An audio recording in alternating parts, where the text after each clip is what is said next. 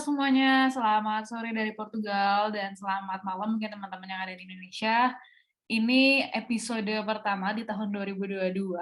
Kalau teman-teman ingat di ngobrol bareng Erasmus Mundus Joint Master Degree Awardee atau EMJMD Awardee. Nah, di episode sebelumnya, Mbak Yuli, aku udah undang beberapa teman kita juga satu angkatan yang berangkat tahun 2019.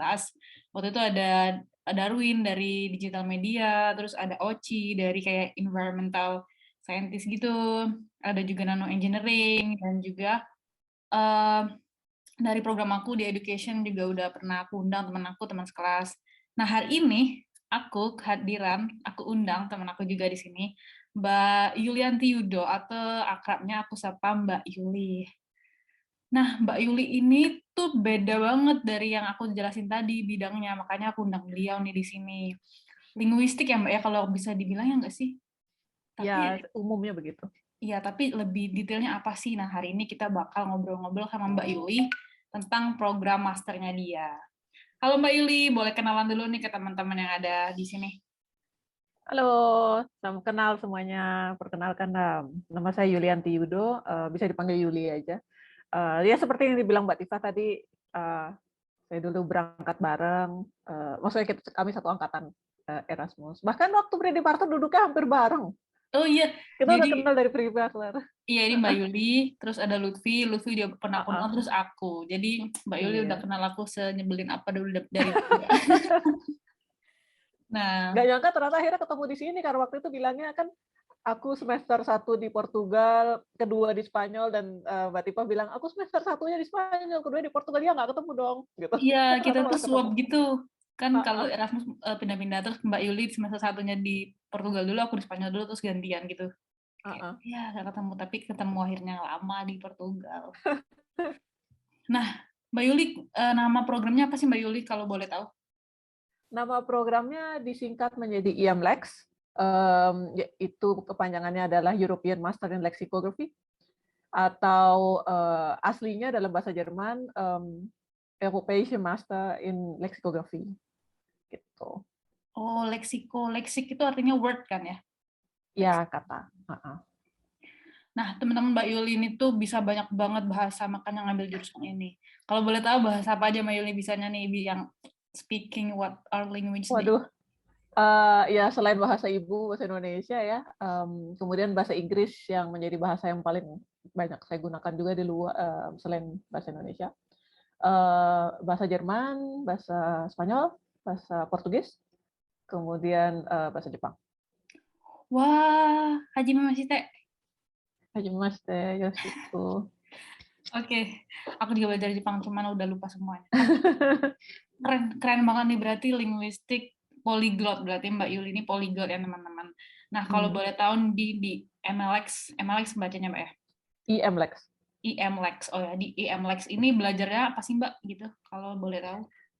Oke, jadi lexikografi ini walaupun dasar katanya adalah kata gitu ya, berarti kata, tapi leksikografi itu sebenarnya kalau diterjemahkan bebas ke dalam bahasa Indonesia adalah ilmu kamus. Jadi kami itu meneliti kamus bukan sebagai pengguna sebagaimana umumnya, tapi adalah sebagai pembuatnya. Jadi kita Hmm. orang-orang yang di belakang kamus, jadi bagaimana meneliti kamus, bagaimana membuat suatu kamus, ya juga mempelajari bagaimana cara menggunakan yang baik dan lain sebagainya. Intinya dunianya berputar di kamus. Gitu. Oke, berarti kalau kamus itu kayak general apapun kamusnya itu atau kamus bahasa tertentu, Mbak? Nah, ini bisa diaplikasikan ke bahasa apa aja. Oh, oke. Oh, berarti emang perkembangan kamus kan emang banyak kayak banyak perbendaharaan kata yang nambah atau kurang gitu-gitu, Mbak ya, Betul. atau serapan yang nambah juga jadi di beberapa bahasa. Itu berarti belajar itu juga, Mbak ya? Betul, betul. Oke, berarti kalau boleh tahu nih dulu Mbak Yuli itu kenapa milih program ini? Kalau boleh tahu dulu, oh mungkin background S1-nya juga mirip sama ini, atau mungkin kerjaannya mirip sama ini, atau gimana?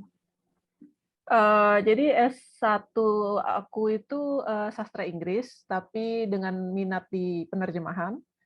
Kemudian aku bekerja selama beberapa tahun sebagai penerjemah. Lalu sebenarnya sih waktu mencari master ini, yang aku inginkan adalah yang berkaitan dengan penerjemahan gitu. Ingin memperdalam penerjemahan. Lalu mencari, ketemulah si program Erasmus ini. Ada memang program penerjemahan namanya EMTTI, Technology in Translation and Ya. Interpretation. Hmm. Tapi kalau cuma daftar satu kok kayaknya riskan gitu ya. Iya, iya, iya, iya. Kita tahu sendiri lah Erasmus seperti apa gitu. Kalau daftar satu kan kayak riskan banget. Akhirnya ya udah kita cari yang lain yang kira-kira mirip gitu. Mm-mm. Ya ketemulah si IMLEX ini yang kebetulan nggak jauh-jauh banget karena seorang penerjemah pasti menggunakan kamus kan. Hmm. Jadi dan yang berkutat gitu dengan kamus. Jadi ya udah mari kita cobalah gitu. Apalagi ini kayaknya menarik karena ini jurusan yang nggak ada di Indonesia yang jelas, dan di tempat lain pun jarang gitu. Biasanya hanya sebagai mata kuliah tapi nggak sebagai Khusus gitu jurusan. ya, khusus program gitu ya. Iya, jadi ya udah akhirnya mendaftarlah 2 dan benar yang Yang keterima di yang M. yang diterima yang ini. Sementara yang translation waiting list Berarti emang ini banget gitu. juga ya, kompetitif juga dua-duanya ya. Kompetitif, jadi ya udahlah, dan kebetulan memang apa namanya, setelah diskusi juga dengan beberapa orang gitu, prospeknya pun lebih bagus di sini karena Hmm. orangnya kan nggak sebanyak penerjemah gitu. Hmm. Otomatis untuk mencari pekerjaan nantinya segala macam juga lebih mudah lah. Ya, harapannya lebih mudah. Iya, iya, iya. Benar-benar benar. Berarti ini dulu Mbak Yuli daftarnya kedua program. Jadi kalau teman-teman belum pernah dengar gitu, di Erasmus kita tuh sekali kayak per batch gitu atau per intake, kita boleh daftar di 2 program ya Mbak ya? 3. Oh 3 ya? Oh ya 3. Aku cuma 1 sih. Ya Allah, aku Oh, beruntung. nekat. Aku tuh, Beruntung sekali kau. aku pernah tahun sebelumnya, aku tuh nggak satu batch gitu, jadi tahun sebelumnya aku daftar di Globe, ya lupa aku singkatannya, tapi kayak Global Education Policy gitu, coba aku juga nggak Ah, diterima. Terus kayak tahun ah, berikutnya aku daftar juga tapi di bidang lain, tapi di education. Jadi mungkin strateginya masing-masing lah ya. Kalau Mbak Yuli strateginya di tahunnya sama, langsung daftar gitu. iya. Itu boleh juga, itu Alhamdulillah sih. alhamdulillah ya. Ah, Kalau ah. boleh tahu nih Mbak, di tahun Mbak Yuli dulu kan biasanya tuh berulang ya, tiap tahun tuh sama sebenarnya deadline-nya gitu kan, openingnya sama deadline-nya. Itu tanggal berapa, terus nyiapinnya tuh berapa lama gitu Mbak, selama kayak. IMLEX ini mungkin karena peminatnya bisa dikatakan nggak seheboh yang bidang-bidang teknik misalnya gitu ya. Kan kompetitif sekali itu. Linguistik kan secara umum memang peminatnya nggak sebanyak itu. So, rentang pendaftarannya pun lumayan. Mulai dari bulan, aku lupa, Oktober atau November gitu, ditutup di bulan Maret. Termasuk telat sih tutupnya. Iya, termasuk lama itu loh, Maret. Termasuk lama, dan kalau jurusan lain seingatku dulu kayak bulan Januari, Februari udah dapat jawaban gitu. Hmm. Ini baru ditutup bulan Maret. Iya, iya, iya. Gitu. Jurusanku bulan Desember tutup. Waduh, Cuman kayak aku 2 bulan bulan. Desember masih ngumpulin dokumen itu. Iya kan? Ayo cepet-cepet, Iya. kayak cuma 2 bulan gitu, mau daftar udah nggak daftar ya udah gitu. Oh, jadi ini teman-temannya boleh dicatat yang mau daftar di programnya Mbak Yuli itu bisa jadi bukanya November dan tutupnya di Maret. Jadi cukup lama tuh rentangnya. Toh pun baru tahu sekarang masih ada 2-3 bulan lagi Mbak ya buat Iya, betul siap-siap betul ya. betul. Nah, jadi kalau boleh share nih Mbak tipsnya buat daftar ini apa, kan kalau Mbak Yuli polyglot teman-temannya. Mungkin Kak, aku bukan polyglot nih, aku cuma bisa mungkin bahasa Indonesia, bahasa Inggris, sama satu bahasa lain misalkan. Apakah juga masih memungkinkan buat aku daftar di program ini gitu misalkan? Terus terang program ini sedikit tricky ya. Soalnya persyaratan bahasa asingnya 2, dan itu sudah ditentukan, Hmm. yaitu bahasa Inggris dan bahasa Jerman. Hmm. Salah satu bahasa ini harus minimal B2, dan yang satu lagi harus minimal B1. Oke. So, ya boleh yang mana aja gitu. Tapi yang Berarti satu harus harus B2, yang satu harus B1. harus ada profisiensi di Jerman ya? Harus ada profisiensi di Jerman. Sebab jurusan ini memang dibukanya pertama kali di Jerman. Dan Oh, pusat konsorsiumnya sampai sekarang pun masih tetap di Jerman. oke. Gitu. Kalau boleh tahu mobility-nya kemana aja nih Mbak? Nah, di IMLEX itu kita dibebaskan gitu ya dalam tanda petik untuk memilih home university. Jadi konsorsiumnya terdiri dari beberapa universitas kan, kalau nggak salah ingat 7. Nah, kita tuh dibolehkan milih ketika mendaftar mau home university-nya di mana. Ada satu universitas yang nggak boleh dipilih karena itu akan menjadi common semester kita di semester kedua. Jadi semester keduanya kita akan dikumpulkan di satu tempat. Semuanya di Gitu. sana ya. Nanti kemudian semester 3 berpisah lagi. Mobilitas kita seperti itu. Nah, home university itu ada di semester 1 dan semester terakhir. Sementara semester 3 itu opsional, mau balik ke home university boleh, mau pindah ke tempat lain juga boleh. Gitu. Kalau aku kebetulan dulu kembali ke home university sih, makanya jadi lama di Portugal. Oh iya iya. Gitu. Berarti ini kalau boleh tahu nih Mbak, berarti kan tadi home university-nya milih boleh ya, cuman ada satu yang common-nya di semester 2. Tapi itu tuh bukan home university nyebutnya ya, tetap itu kayak ya itu semester 2 di sana kayak gitu ya. Itu ketika tahun tersebut tidak menjadi home university, jadi dia tidak boleh pilih. Gitu. Berarti yang boleh milihnya di home university, tapi yang lainnya ini ya. Nah, teman-teman tuh suka nanya gitu, milih kampusnya apa milih programnya. Ingat teman-temannya, kalau di Erasmus tuh kita milih programnya. Jadi di program ada kampus apa aja, yaitu nanti mungkin ada bisa milih, atau bisa kayak punya Mbak Yuli tadi, ada yang milih di semester 1 dan 2, dan 1 dan 3, dan 2-nya enggak gitu-gitu ya. Kalau boleh tahu ada kayak pathway gitu nggak Mbak, atau satu program gitu di EMLEX, ya, IMLEX. Satu program buat semuanya, nggak kayak ada mungkin penjurusan A, penjurusan B gitu? Jadi gini, karena setiap universitas kan beda-beda ya otomatis di dalam satu konsorsium itu. Nah, kita itu disatukan oleh satu mata kuliah online melalui platform Moodle. Jadi di sana itu pada semester 1, 2, 3 kita sudah ditetapkan punya mata kuliah ini gitu, modul, bukan mata kuliah sih, modul gitu. Nah, si modul ini di semua mahasiswa dalam satu batch akan mendapatkannya. Dan semua harus submit ke dosen yang sama. Gitu. Sehingga kita semua akan mendapatkan pengetahuan yang sama lah gitu bisa dikatakan. Gitu. Nah, selain itu nanti setiap universitas punya kebijakan masing-masing untuk memberikan mata kuliah lainnya gitu. Karena kita harus mengumpulkan sekian kredit kan dalam satu semesternya. Sementara yang online tadi melalui Moodle cuma 5 atau 10 kredit semester gitu. Jadi ya sisanya tergantung kebijakan masing-masing. Kalau di tempatku di Universitas Dominus ini harus mengambil 3 atau 4 mata kuliah lagi gitu di sini. Gitu. Universitas lain kebijakannya berbeda lagi gitu. Jadi masing-masing beda-beda. Oke. Berarti ini milihnya waktu udah keterima program ya, bukan kayak waktu daftar udah mikirin kira-kira mau ngambil di mana, belum, nggak usah mikirin itu dulu kan ya waktu daftar? Maksudnya home university-nya?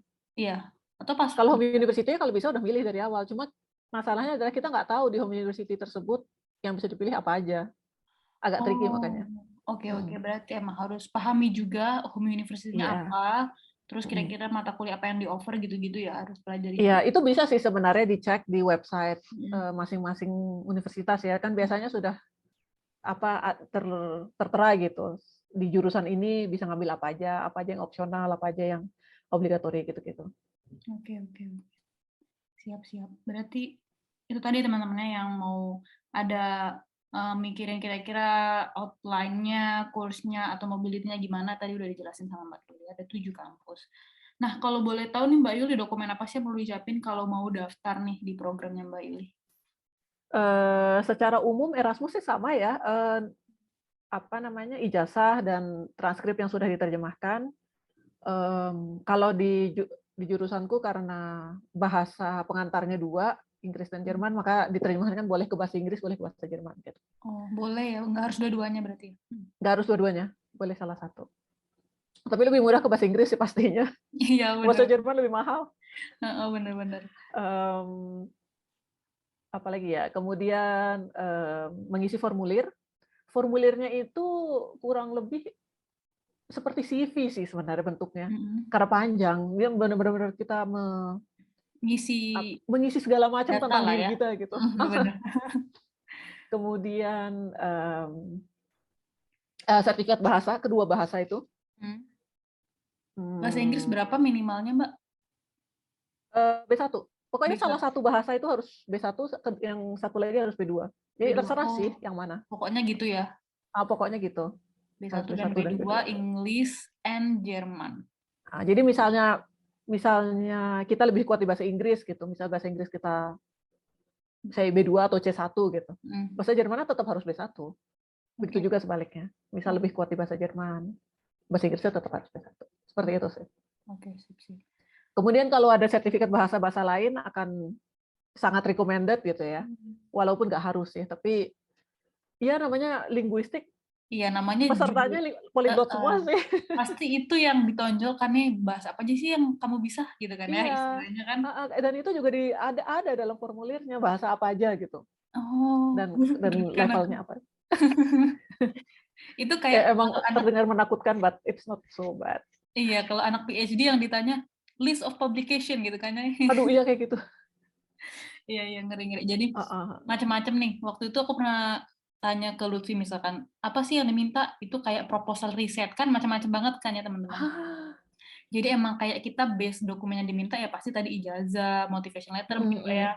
Terus Iya, juga motivation letter juga.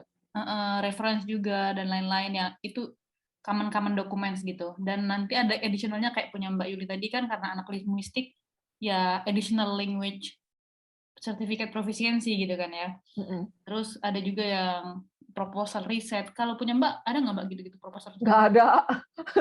Makanya untung nggak ada. Soalnya kalau dari awal udah harus ada proposal, ribet juga sih itu mikirnya. Nah, Iya. nggak ada proposal, tapi motivation letternya itu kita harus menjawab beberapa pertanyaan yang sudah disediakan. Jadi beberapa pertanyaan itu Ada dirangkai guiding begini. question ya? Enak ya? Iya, Enak-enak ada susah sih. ya lumayan susah. Nah, dan salah satu pertanyaannya itu adalah apa yang akan dilakukan Ya, mau ngapain dengan sih? Iya, pengetahuan ini nantinya iya gitu. benar. Biasalah gitu. Ya, kalau nggak, what's your plan after joining this program? Atau Iya. kalau Oci bilangnya, what's your plan for your final project? Ada juga yang nanya gitu loh, kayak Oh ada my juga. God, Jadi, that's kind of specific.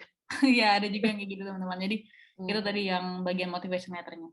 Nah, ini bakal ada pertanyaan terakhir. Kira-kira nih Mbak, prospek abis lulus ngapain sih kira-kira dari program ini Mbak?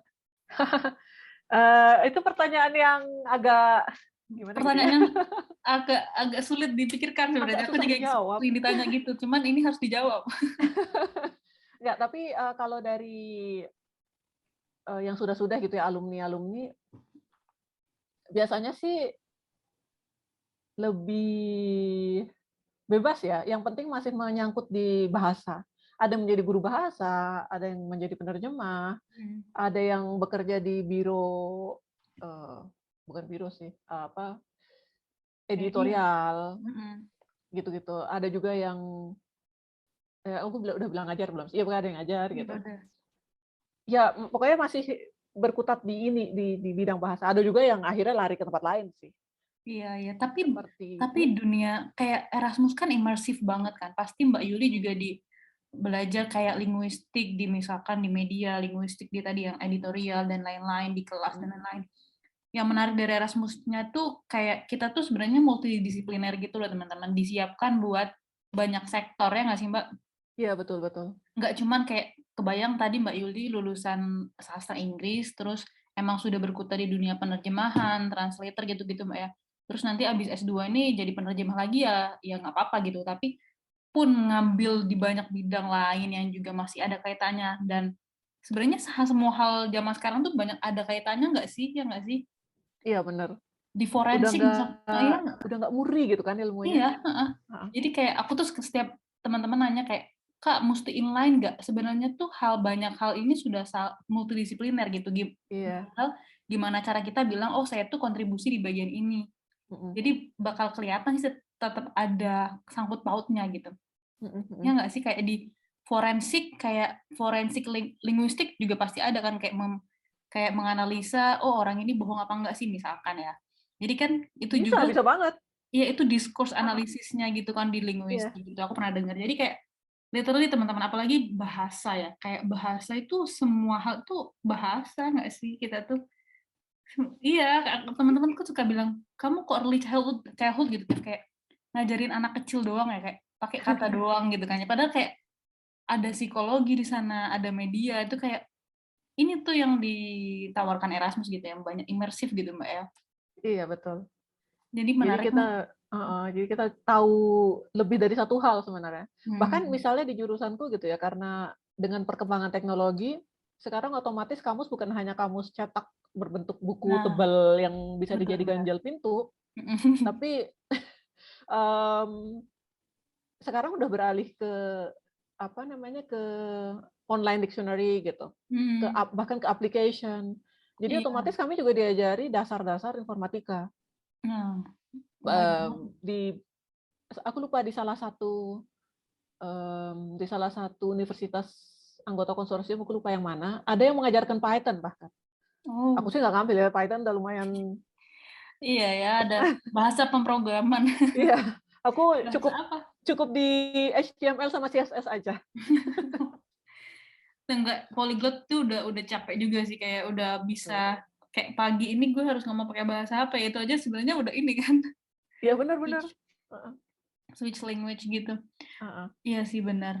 Itu bener ini loh menarik banget jadi kayak nanti bisa mungkin develop bahasa gaul, slang language atau mungkin Iya. bahasa yang akan muncul gitu kan ya Heeh. seiring dengan seiring dengan kehidupan kita yang sangat bertransformasi nih dari udah 3 tahun online kan. Kayaknya Oh, makin benar banyak juga sih. yang mungkin dipakai dan tidak dipakai bahasa-bahasa kita. Benar-benar benar. Nah, udah deh. Tadi itu yang dari Mbak Yuli, tadi kita sharing tentang salah satu program yang mungkin teman-teman nggak kebayang sebelumnya. Karena aku juga nggak kebayang. Aku dulu ngambil mata kuliah judulnya Discourse Analysis zaman kuliah S1, Linguistik. Oh, Itu sulit. emang nggak mudah sih. Sulit, teman-teman. Kayak Heeh. literally aku anak-anak bahasa juga, tapi di teaching. Jadi satu mata kuliah ternyata sekarang bener ada programnya sendiri gitu ya. Nah, jadi buat teman-teman di sini yang belum kebayang nih Kak, aku lulusan banyak tuh aku di DM juga Mbak Yul kayak lulusan sastra Jerman, lulusan sastra Prancis gitu-gitu. Bisa nih coba dicek. Tadi ada 2 program yang mirip ke 2 ya Mbak ya, di translating Iya. sama di sini. Mungkin nanti bisa dicek teman-teman. Dan ada jurusan-jurusan lain juga sih yang berbau linguistik kalau misal teman-teman mau mencari. Lagi Iya, pula kan Erasmus itu dinamis ya. Jadi iya, iya. bisa jadi tahun ini program ini ada, tahun depan tiba-tiba nggak ada. Iya, iya, iya. Atau sebaliknya, Iya, tahun ini atau nggak ada, sebaliknya. tahun depan ada. Kayak muncul program baru gitu kan ya. Iya.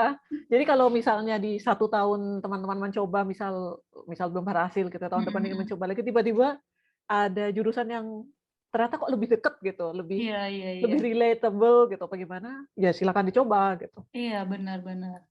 Ingat tadi bisa nyoba 3 langsung ya. Itu bisa langsung Iya. sih, jangan jangan oh gimana ya gitu, nggak usah banyak mikir deh. Yang penting kalau kira-kira inline nggak inline itu biarlah mereka yang menilai gitu. Yang penting Betul. kalian pernah ada di kegiatan yang terkait sama hal itu. Kayak gitu aja sih. Minimal minimal mempunyai ketertarikan yang tinggi sih.